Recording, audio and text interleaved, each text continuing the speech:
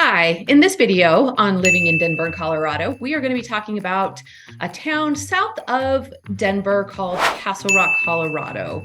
We're going to walk around, show you around town on my computer and the map. This is a map tour, so that way you can get a good feel for what it's like, where its location is in relation to the state and the city of Denver and all the activities that Colorado has to offer. We're going to jump into the actual Google Maps so you can see that. And then if you stick around till the end, I'm actually going to go over a little bit of census information, let you know kind of about the vibe of the town, and even give you a little bit of housing information.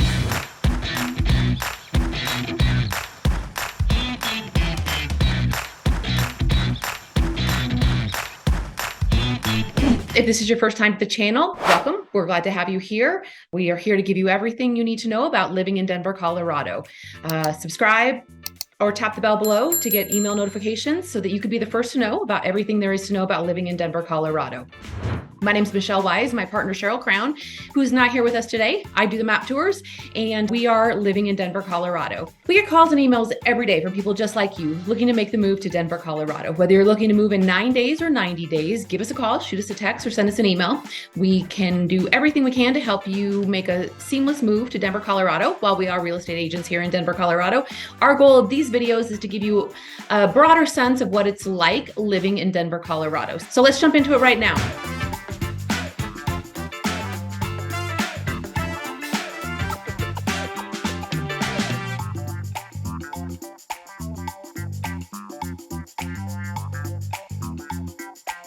So if you look on the map here, you can see right here is Castle Rock. Up here, this right here is downtown Denver. So all of this area, let me see what I can do here to show you with my drawing tool.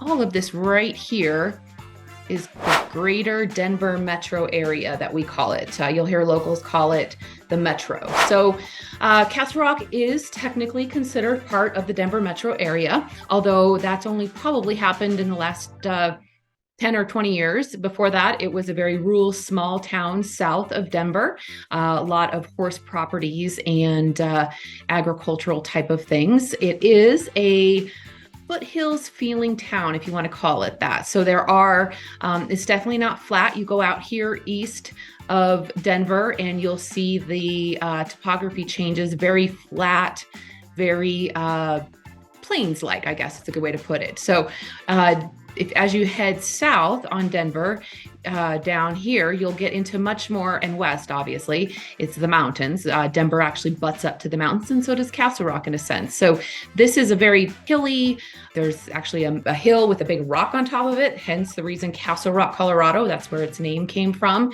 You'll see that it definitely, as we go into some of our other videos about the area, you'll get a good feel for the idea that it's a very hilly, mountainous feeling town. It has a small downtown area that is actually a historic town. And let me zoom in here a little bit.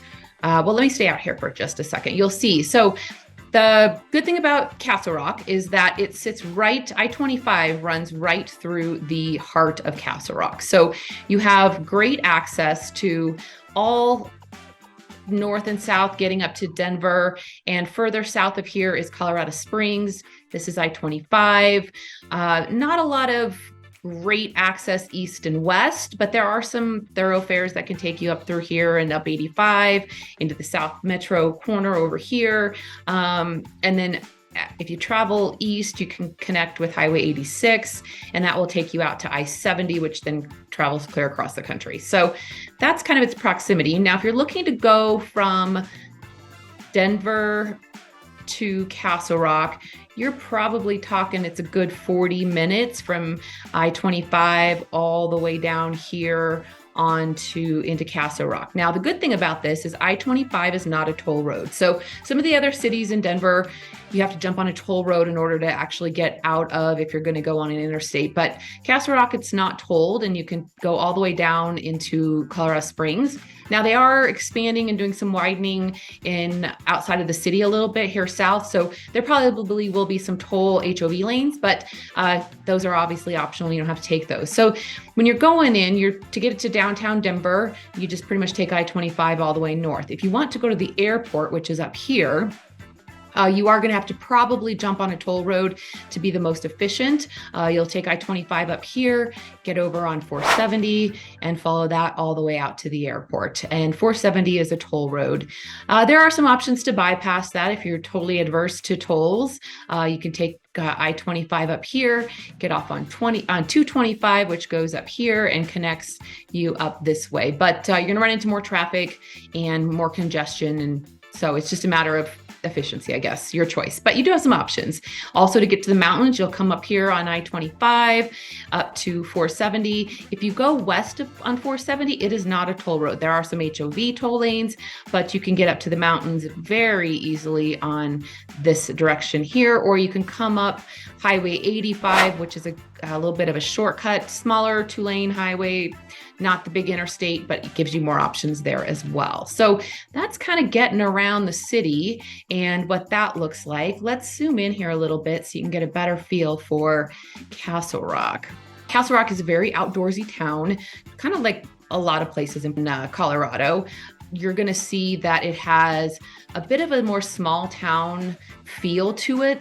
When you're in downtown Castle Rock, there are tons and tons of retail and shopping, and Castle Rock has grown immensely over the last 10 years. They actually have an outlet store, which is very popular, and it is right here. The outlets are up at the northeast corner of the town. A lot of shopping too. There's actually a big Sam's Club and TJ Maxx, Homes Goods, Whole Foods grocery store.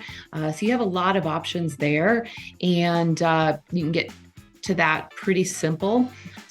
Let me zoom in just a little bit more.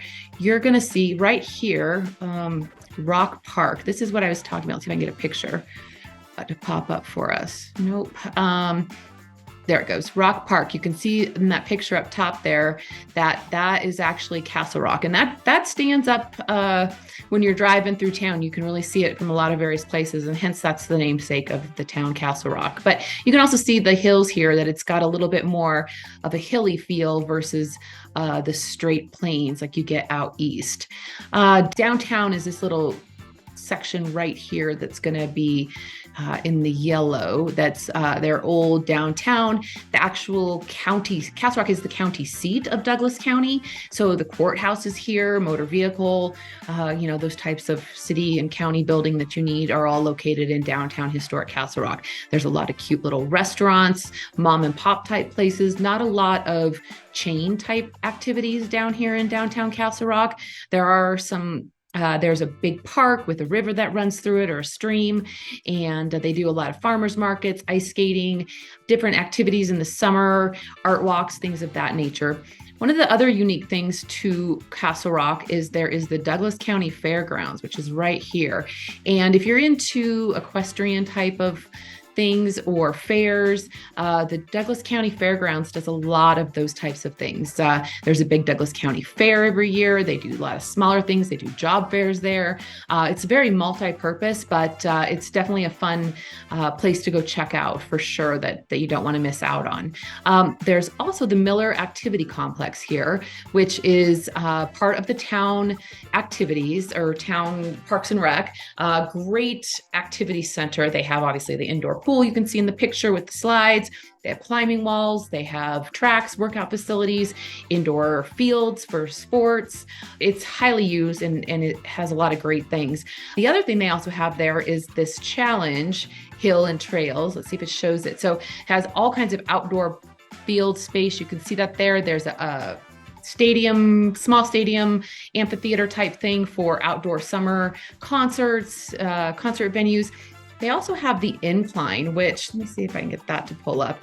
It's a hike up the side of the hill, up to the top, and then you can take the trail and it winds back down and around. So that's a super popular thing. There's all kinds of zip line activities. There's a picture of the zip line, trust falls and ropes courses and all of that. So really fun location activity with lots to do. And there's a good picture. I can't see it very well. It's a little small, but you can see that the elevation is quite high up there, and you can definitely get that feel of that outdoor mountainous living without being actually in the mountains here. So as far as neighborhoods go in Castle Rock, The majority of they have a big, humongous neighborhood called the Meadows, and you'll see that all right here. This section right here is all the Meadows. So there are a lot of different types of houses in the Meadows, anywhere from condos and townhouses, single family homes that are in the starting price point, all the way up to much larger $1 million plus homes.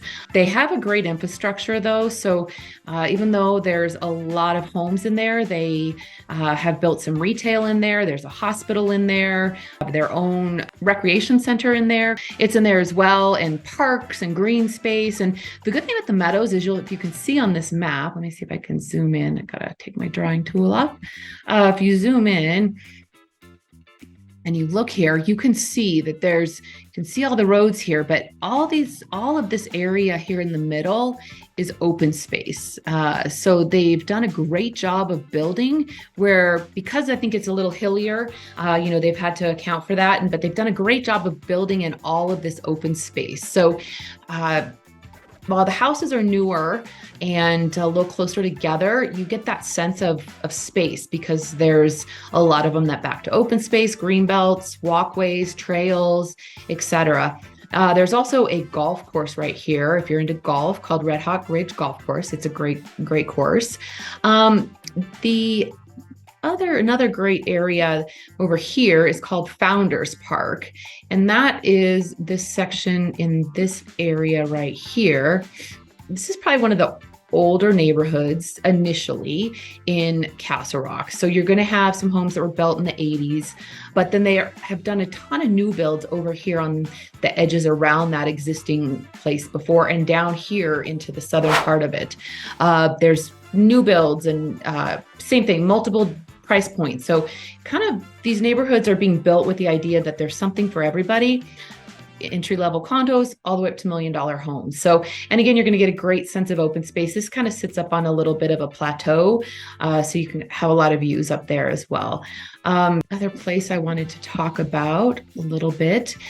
There's some houses in downtown Castle Rock right through here, which were the original, early 1900s homes up to the 50s and 60s. That was kind of the original city center of Castle Rock. But you're going to have grocery stores. It has all the modern conveniences that you could want in a town. And so the other little part I wanted to mention was Castle Pines. So this section right here, if you're golfers, you've probably heard of Castle Pines. It's a big, famous golf course, but while it's not technically Castle Rock, people do tend to lump it into Castle Rock. It sits right off I-25, easy access, country club community, multi-million-dollar homes, multiple homes that back to these golf courses.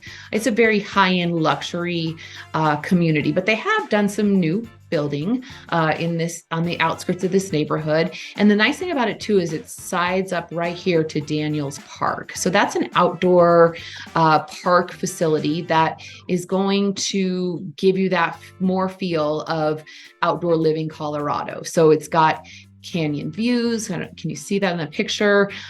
Great sunsets, pine trees, scrub oaks, trails. It's a very popular place. A lot of people will go there to watch the sunset because you do have some elevation there to watch the views out over the Front Range. And it's not technically Castle Rock, but a lot of people clump it into that. And we'll probably do something on Castle Pines as well, just so you can get a feel for what that's like. But I did want to point that out because it's a very unique aspect of Castle Rock. So that's kind of the gist of it there. It's super popular, a lot of families, a lot of single people, retirees are moving there. It's got great diversity as far as that goes. And it's just got that small town feel, but with all the amenities you could want in a town close to a big metro area, but not in the heart of the hustle and bustle of the metro area. So with that, let's jump over to this Castle Rock. It's a town in Colorado and its population. So this is from the census data in 2020. It says there's just over 73,000 people there. It is the most populous city that it is in Douglas County, which again is the Castle Rock's the county seat of Douglas County.